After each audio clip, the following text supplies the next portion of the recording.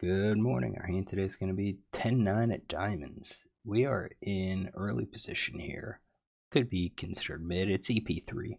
I get 10-9 and I open raise the 3 big blinds. I think this is just kind of standard. Helps to hands like these help to protect like aces, kings, ace king type hands that we would also be raising here. So I then get min raised by villain 2 and it folds back around to me. Now villain 2 is playing loose, 57, 17, 10. He's doing a lot of 3-betting pre-flop. I remember this guy, his fold to 3-bets at 17. So if he comes in, if he raises, it's a little less likely he's going to call, that he's going to fold to a 3-bet. However, he doesn't necessarily 4-bet. And I think that's the other thing is how would he respond if I 4-bet here? So cold call 3-bet plus 32%. I think he's doing a lot of folding with the 4-bets. Now, what kind of ranges is he playing? Well, we have to look at his stats here. Mid position 3-bet 10%, so 5 out of 48. Could be percentages high and low, could be player dependent. So I looked at 10%. That looks about right. Could be a little bit narrow, but when we look at his 3-bet stats, it does look like he tends to 3-bet a bit more in like button and probably small blind, defending against a steal, or maybe it's just he's anywhere from like 8 to let's say 12%, depending on the situation. I do have 680 hands with him, and you can see his 3-bet range: queens, 9, 6s, 4s. He's got ace queen suited.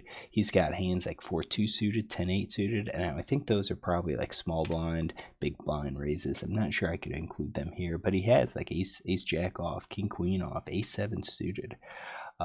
So I don't have the ace 7 suited. I think if we add the rest of the suited aces, it becomes too wide. Obviously, if we add the rest of the pocket pairs, and I think we probably could, that gets us up to 13%, still just kind of a little wide. He could be calling with those. I think we're going to stick with a range that looks like this, which is 10.9%, 11%. All right, so what do? I think now we have to think about what hands are going to be 4-bet hands. Definitely your aces, kings. Ace king, I think, are 4-bet hands. I think versus this player, we can also 4-bet a little bit wider. I think queens and ace queens, we don't really want to play those out of position. Actually, ace queen offsuit would probably be better for a 4-bet out of position. Ace queen, a little bit better being in position. Maybe we just add all ace queens. Let's add jacks to our 4-bet range. I think we've got ace 4, ace 5 in our 4-bet range. I think technically, if you look at like out of position, we should be super tight. But again, with this player that's like super wide 3-bet, I'm okay with like picking out some hands here to say we're just going to 4-bet. So I think king 9, queen 9 is just going to be a fold. I think king 10 is going to be a fold. Queen 10, jack 9s are going to be a fold. I think ace 7, ace 8, ace 9 are going to probably be a fold. And then a 3-bet, I would say maybe 3-bet those. Some of the mid-range hands, or like this 8, 7, 9, 8, something like that. It says, I don't really want to play that pot out of position. I don't really want to call, but I think he's raising too wide, so I'm just going to raise and challenge him and see how it goes. So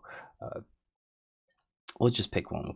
We'll pick 9-8 right now to say that's our 3-bet, and that way 10-9 stays in. But I think against this opponent, and I started doing it against him. So this was played, I don't know, sometime this month.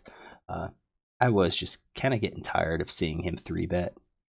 So I just started raising him with any of my hands that I was opening with, and he's folding. I think I had one hand where he called, but that was actually, I was being honest with my 4-bet.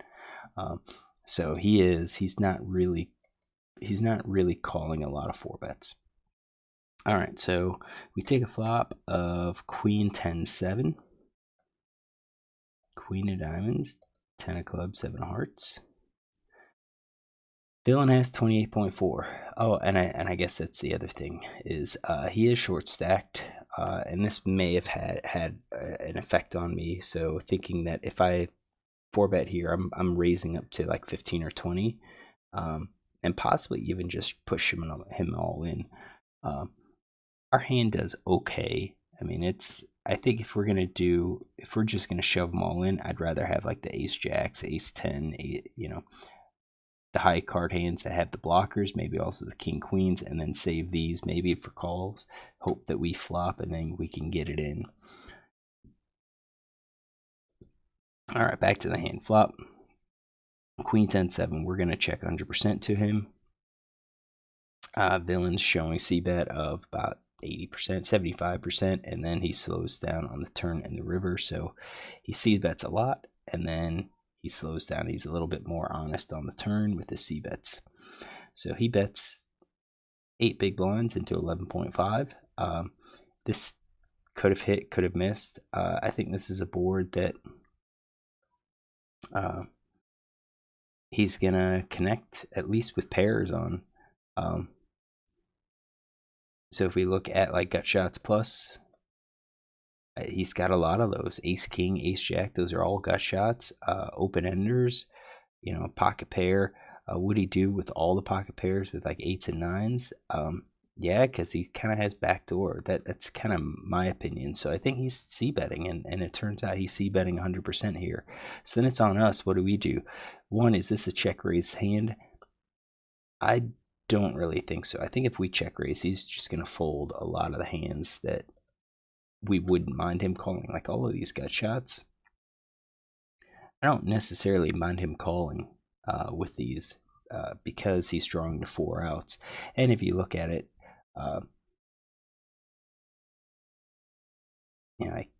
it's here, king jack. We have a 9 that blocks some of that. So I think he folds that. So we're going like 33% he's folding. Would he fold 8s and 9s? Probably. And the middle pair, I think he continues with top pair plus. So top pair plus is, let's get rid of those, 41%. He's folding 60%.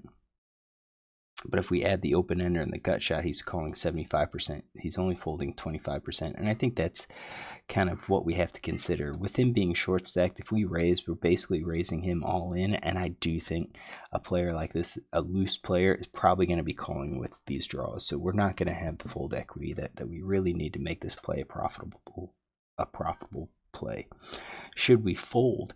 I don't know. I think it's too early to fold. Knowing that he has a high c-bet stat, and then it starts to become a little bit more honest on the turn, I think with middle pair, we're going to have to call here. So we've got middle pair we're calling. I even think these 8s and 9s are calling. Not so sure about bottom pair. I think we could probably give them up. We're going to call with the open ender. I think we're going to call with a gut shot because we've got the ace as well. So we're looking at 78.6% calling ourselves. We assume we're going to be behind. We're assuming that if he bets again on the turn, we're going to be behind. But right now, we know that Villain 2 does have the range advantage on us. All right, I called, and we saw a turn of a 2 of diamonds, and then it actually improves our hand even more. So now we could realistically just go ahead and shove. I don't know why we would do that. I think if we think about why would I shove, I think that means we've got trips or maybe 2 pair, but not even that. I mean, why? Why would we? I just think a shove at this point would look strange. It'd be like, what are you doing this with? Why are you doing that? Maybe you have like a combo draw, in which case any pair is going to be able to call because we're on the draw. So I think our play is to check here. For those reasons that we really can't rep anything. Villain 2 bets 20.4, so basically shoves all in. What's he going to do this with? If he puts us on a draw, he's doing this with all of his pairs. His flush draws, probably his open-enders. Although, those are drawing hands. I kind of think he's going to check with those. So, and maybe even those. I'm going to say top pair plus is probably his shoving range here, 41%.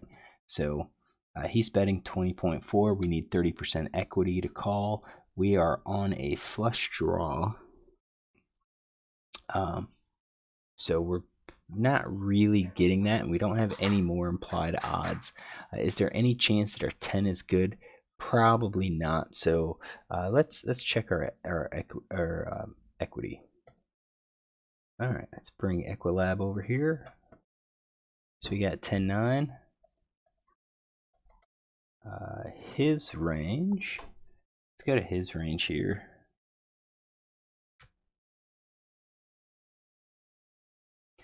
Oh, hold on. There we go. And flop is a queen of diamonds, 10 of clubs.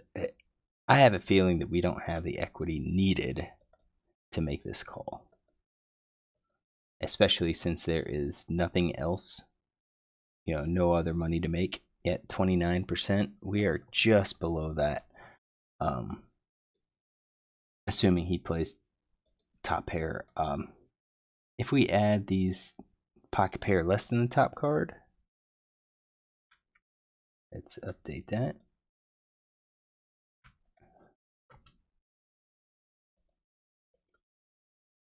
%. If we add his middle pair, I think that's going to get us there, and it's going to be close. Yeah, 30. I think we should probably just fold here. It's probably a little indifferent. It just kind of depends on how wide we think it is. He going to have bluffs?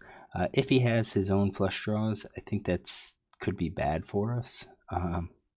But it's kind of a flip a coin, call or not. This time I did call. 6 of hearts comes out, misses us. So all we can hope for is that maybe he was on a draw. Maybe he was on like King Jack or Ace Jack. And he shows King Queen, which is top pair. Kind of expected it. I think we expected it. We said it was probably top pair plus because some of these other hands would probably just check behind based on his c-bet stats and his continuing stats. So let's review this hand. Definitely, if we were deeper, I think 10-9. 10-9 of diamonds against this player who 3-bets regularly, 10% plus. I think 10-9 is a potential 4-bet. We don't really want to play this hand out of position too well, so I think we can 4-bet it and see what he calls. But against a short stack, this might be just a hand that we're going to have to fold. I don't really want to run this, heads up, all in, pre-flop. I think if we do that, we're going to be behind. Be behind most of the time. I mean, he does tend to 3-bet with his aces, with his kings, with his queens, his Broadway hands and stuff. And we're beat by those hands. Short stack, really just kind of affected our play, and I'm not even sure if I recognized he had a short stack early on. It's possible that when I looked at the 3-bet or looked at 4-betting, I saw his stack and thought, oh man, I'm gonna have to 4-bet all in. I didn't want to do that, and that's why I called. At that point, maybe I should have just folded at that point. I probably should have just folded. But if it was deep, I'd say we could probably go with a call. This guy's going to be c-betting a lot on the flop, and then if he checks behind, he probably doesn't have top pairs. So we could use that information to try to take down a pot from him if our hand doesn't connect. So, all right, hopefully you enjoy this hand. Missed out on the diamond. I was live. But if you like this hand, look tomorrow for another one.